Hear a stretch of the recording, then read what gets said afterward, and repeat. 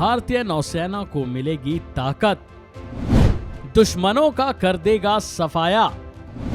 जानिए विक्रांत की कितनी है पावर। खबर है देश की नौसेना को लेकर, जिसे हमारे देश का पहला स्वदेशी युद्धपोत अब मिलने वाला है।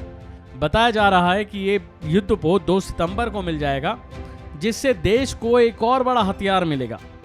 आजादी का अमृत महोत्सव मनाते हुए देश का पहला IAC विक्रांत नौसेना में कमीशन के लिए तैयार है। जाहिर है कि विक्रांत से हमारे देश को एक नई ताकत मिलेगी।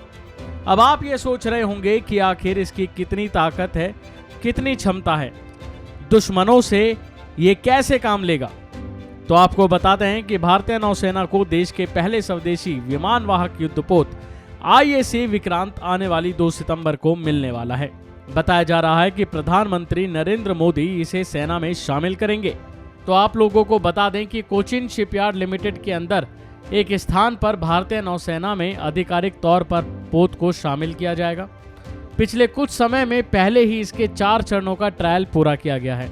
इस ट्रायल के दौरान विक्रांत के हथियार, सिस्टम और एविएशन की फैसिलिटी कॉम्प्लेक्स के परीक्षण किए जा चुके हैं। हमारे देश की नौसेना ने इन ट्रायल की कुछ फोटोज भी जारी की है, जिसमें पहली बार MiG-29 के फाइटर जेट, ALH और कामोव हेलीकॉप्टर विक्रांत के डेक पर खड़े दिखाई दिए हैं। बता दें कि 20,000 करोड़ रुपए में IAC विक्रांत युद्धपोत का निर्माण किया है। पिछले महीने समुद्री परीक्षण के चौथे और अंतिम चरण को सफलतापूर्वक करने के बाद भारतीय नौसेना ने 28 जुलाई को CSL से पोत की डिलीवरी की थी। इसकी ताकत के बारे में आपको बताएं तो इसमें 2300 से ज्यादा कंपार्टमेंट है, जिन्हें लगभग 1700 लोगों के दल के लिए डिजाइन किया गया है।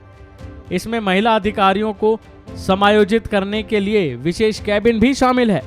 विक्रांत की शीर्ष गति लगभग 28 समुद्री मील है। IAC 262 मीटर लंबा, 62 मीटर चौड़ा और 59 मीटर ऊंचा है। ये 45,000 टन वजनी जहाज है। INS विक्रांत एक साथ 30 फाइटर प्लेन्स को अपने साथ ले जाने में सक्षम है, जो दुश्मनों के छक्के छुड़ा देगा। इसका निर्माण 2009 में शुरू हुआ था और बात की जाए इसके फ्लाइट डेक की तो IAC का फ्लाइट डेक 2 फुटबॉल मैदान के बराबर है और इसे बड़े जहाज के गलियारों पर पैदल चला जाए तो 8 किलोमीटर की दूरी तय कर सकता है। IAC के 8 बिजली जनरेटर कोची शहर को रोशन करने के लिए काफी हैं और युद्धपोत में सभी सुविधाओं के साथ एक अत्याधुनिक अस्पताल परिसर भी बनाया गया है।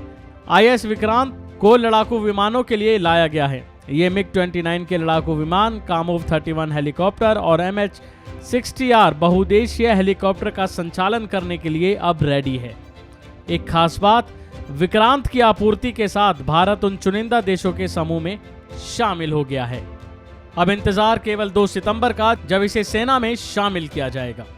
अभी के लिए फिलहाल इतना ही। खबरों में बने रहने के लिए देखते रहिए वन इंडिया हिंदी।